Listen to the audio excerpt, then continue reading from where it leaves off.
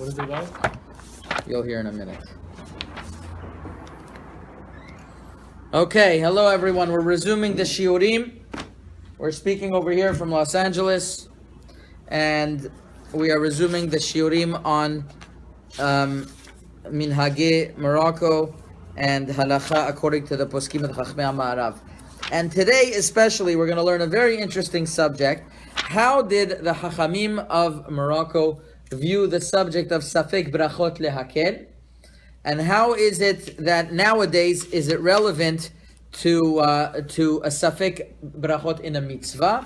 And we're going to see a couple of other fascinating diunim. So I want to start off with the following. There's a concept of Safek Berakhot Lehakel.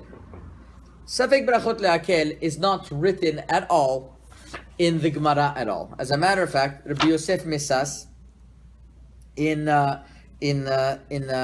Chaim, Chelek Aleph, Ora Chaim, Siman Mem Gimel, was asked, where's this klal of Safek Berakhot Lehakel? And he says it's not Niskar in Shas. All it's written in Shas is Daf Chav Gimel Amud Aleph. It says, Vadai de divrem bai bracha, Safek de divrem lo bai bracha. A Safek de Rabbanan doesn't need a bracha. In other words, on a Safek de Rabbanan we're lenient. So there's a concept of Safek de Rabbanan lekula. It happens to be that the Bet Yosef writes that it could be that the reason why Safek Berachot were lenient is because of the Chumrah, because of the stringency of Lo Tisa Shem Hashem Lashav, that you shouldn't say Hashem's name in vain. It could be that that's the reason. Or it's the reason because of like any other Safek Berachot Lehakel. The Kesef Mishnah brings two reasonings. Now, according to this, that we say Safek Berachot, so Safek Berachot Lehakel is a borrowed term. Because Safek de Rabbanan likula and Berachot are de Rabbanan, we always go likula. As a matter of fact, Birkat HaMazon and Birkat HaTorah, which is deoraita, if you have a Safek, you have to say the bracha over again. Nevertheless, Safek Berachot in regards to Berachot de Rabbanan, whenever you have a Safek, you go likula. How far do you go likula? This is already a machloket in the poskim. The Shulchan Aruch of the Harav of the Balatanya in Hilchot Pesach, I believe Siman Taf Lamed Hey, when he discusses by B'dikat Chametz, he seems to imply that even if you have the majority that say to make a bracha, you make a bracha. It's only if it's like a real Safek half, then you say Safek Berachot Lehakel. And the Bet David, one of the great Aharonim, the Bet David in Siman Ora Chaim Siman Samech Aleph writes that we don't say Safek Berachot Lehakel against Maran. If Maran held to make a bracha, we don't say Safek Berachot Lehakel against Maran. So too writes the Emet Li'akov of Mari Al-Ghazi. However, Maran Achida in Birkei Yosef Siman Zayin writes that we say Safek Berachot Lehakel even against Maran. We say Safek Berachot Lehakel even against Maran. How did the Moroccan poskim view this? So in Shelot Uchuvot Vayomer Yitzchak, in Siman Aleph, Chelek Aleph, Siman Aleph, he writes in Dibura Matchil Achar Kot Vizot by a Tovu HaMetiv, there was a machloket, and he says we say Safek Berachot Lehakel, he brings the Chida even against Maran. And this is the majority of the Sephardi poskim go with this as well, that we say Safek Berachot Lehakel even against the opinion of Maran. Now, and we explained in one of the earlier editions of Magen Avot that the reason why we say Safek Berachot Lehakel against Maran is if we accepted Maran as our Mara de Atra, as our Rav. So you can't say Safek Berachot Lehakel against your Rav, because what, you're going to follow him in one way and not follow him another way? That doesn't make sense.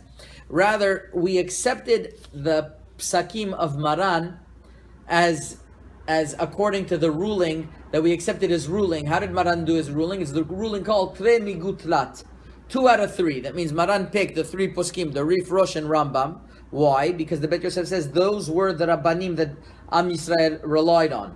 And the Rosh was even more than the Rif and the Rambam, because the Abarbanel and the Marshach write, Harosh u Rabbam shel Sfaradim. The Rosh moved from Germany to Sfarad. He had a great influence. As a matter of fact, most of the Megurashei Sfarad followed the Rosh. So therefore the Bet Yosef says that Harosh, Rif and Rambam, you go 2 out of 3. And he got this cloud from the Mari Beirav, who, when he was in Morocco already, he spread this cloud. So when we follow this Trei Migutlat, that's the basis that we follow the Psakim, we follow the Derech of Maran. But we don't follow mitzad the gavra. We follow the mehalech of Maran, and therefore, in a case where Safek Berakhot Lehakel, we don't say like Maran. We say Safek Berakhot Lehakel. We'll go Safek Berakhot Lehakel against Maran, and this is also the opinion of Rabbi Ben Zion Abba Shaul, how he explains the Or Letzion Chelek Bet in the Mavo. He writes that we didn't accept Maran mitzad the gavra, right? Mitzad the hanhaga. In other words, we don't follow Maran like a Marada because you can't say Safek Berakhot against him. That's the concept of Safek Berakhot Lehakel, and then Chachmei Ma'arav went. Now, how far do we go in Safek Berakhot Lehakel? It's known that the Kaf HaChaim, the Ben Ish Chai would say, even if you have two poskim, not one, but you have to have at least two poskim that say something, already you'll say Safek Berakhot Lehakel. And that I'm not clear how the Chachmei Ma'arav held. That means even if you have a significant or a non-significant minority that says not to make a bracha, do we not make a bracha? I'm not clear on that subject. Anybody who has any insight on that, I'd love to hear. But it's not that it has to be Rov. It seems to be from the Chida and others that even if it goes against Maran and it's a couple of opinions, we would do Safek Berakhot Lehakel. That is all in Berachot. However, the Radbaz has a very interesting klal. The Radbaz says the following. What happens if you have a Safek in the mitzvah, but not in the bracha? For example, if you have a question whether these tefillin are kasher or pasul, some opinions say it's pasul. So should you say Safek Berakhot Lehakel? Says the Radbaz, you don't say Safek Berakhot Lehakel in a mitzvah. You only say Safek Berakhot Lehakel if it's a question in a bracha. And what's his proof? His proof is by tefillin. How do you make a bracha on tefillin? It's a machloket between Rashi and Rabbeinu Tam, if your tefillin are the right tefillin or not. But you still make a bracha on your tefillin. Says the Radbaz, because we don't say Safek Berakhot Lehakel on a mitzvah, only on a bracha. We say Safek Berakhot Lehakel.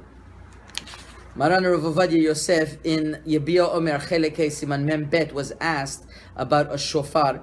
He was asked about a certain shofar. The answer was to Rav Saliman Sasun, that he had a question on a shofar if it's kasher or not. According to Maran, it was kasher. According to other poskim, it was pasul.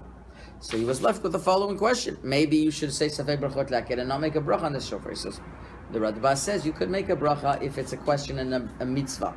It's a Safek in a mitzvah. But then Rav Ovadia Yosef asks from numerous places in Maran that he argued on this Radbaz. Numerous places where Maran, for example, by Lulav, there's a question if the psulim of Lulav are pasul for the second day as well.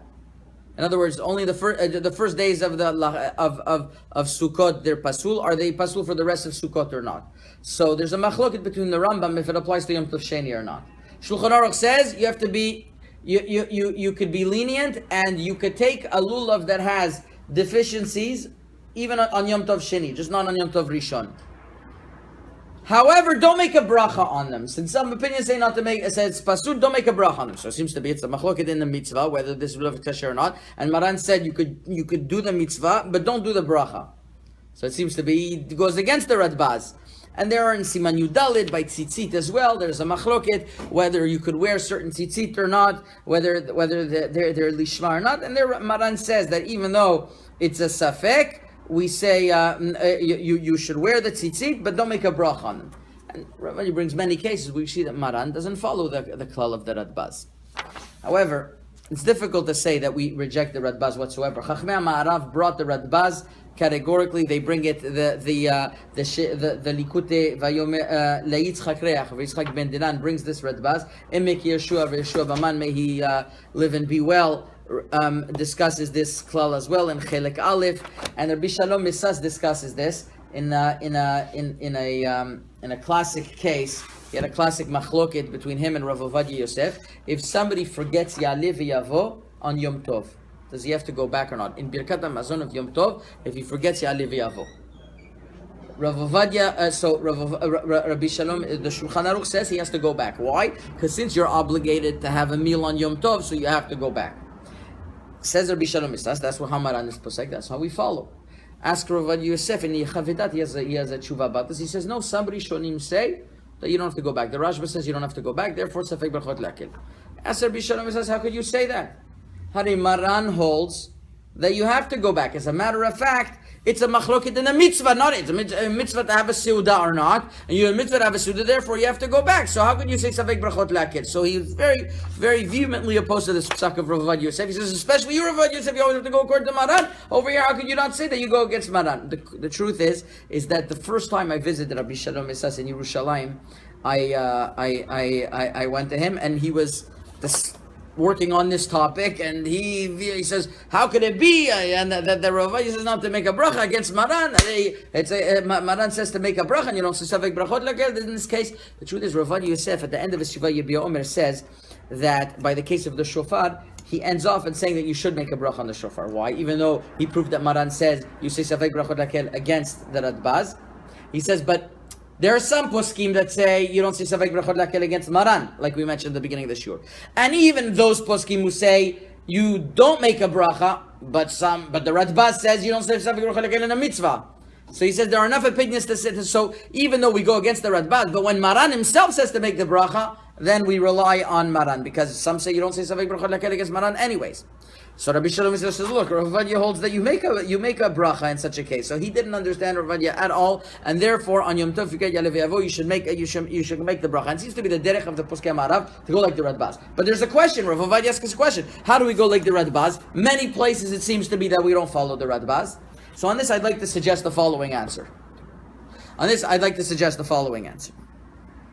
With introducing a Mishnah Bura writes in the end of Siman Resh Tet Vav that even though we say Safek Berakhot Lehakel, he asks a question: how about if you have a Sfeka to make a bracha? What's an example? There's a question if on a birya, a full piece of a kernel of grain, if you make a bracha on it, or a bracha achrona on it, even though it's not a shiur, it's a birya. What happens if you? But Safek Berakhot Lehakel we don't make a bracha. What happens if you ate a birya and you ate it? It was so big that it's a Safek Kezait. Maybe it's Sfeka to make a bracha. Safek ber you make a bracha. Even if you want to say on a Safek ber you don't make a bracha, but maybe it's maybe you ate a kezait. Says the Mishnah Bura, we don't make Sfeka in brachot. Even two Sfekot, Safek Berakhot Lehakel.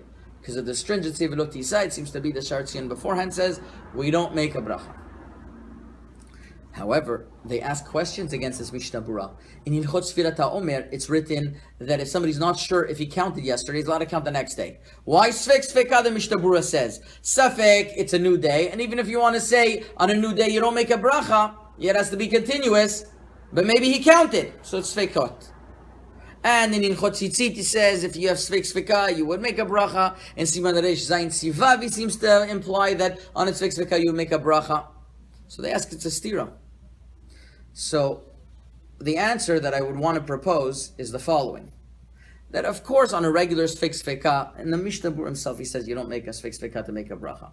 Certain areas where he said to make a Sfeka to make a bracha, it was because it was a strong enough of tzadim, strong enough reasons to obligate a bracha. Like by Sfirat HaOmer, you look at the source over there of the Sfeka. It wasn't a real Sfeka. It was Safek, maybe it's a mitzvah deoraita, every day is different. And those all the Rabbanan, Safek deoraita on a Safek deoraita lechumra. And those all the Rabbanan hold every day is separate. So it's not a real Sfeka. It was because there were tzadim to be machmir. And in all those cases, it could be the Mishnah Bura held there was enough of a reason to make a bracha. But it's a borrowed term, let's say Sfeka. I'm not saying this on my own. Rav Shlomo Zalman Auerbach and Halichot Shlomo also answered the Mishnah Bura in this way. Similarly, I would like to say by the Radbaz, and with this we're going to end, is that although the Radbaz writes that we don't make a Safek Berakhot and a mitzvah, and Maran seems to imply not that way, because in many places he says you were choshesh not to make a bracha. That's because Maran held, it's not that Maran held you don't make a that you always say Safek Berakhot Lehakel. Maran obviously held in those specific cases it wasn't strong enough of a reason to decide to make to do the mitzvah with a bracha. Therefore he says you want to do the mitzvah, you don't lose out, go ahead, but just be choshesh for a bracha. But on a regular balanced case of let's say a machloket Rashi and Rabbeinu Tam, Hare Maran holds that you make a bracha on tefillin de Rashi. Why do you make a bracha? Safek Berakhot Lehakel like Rashi.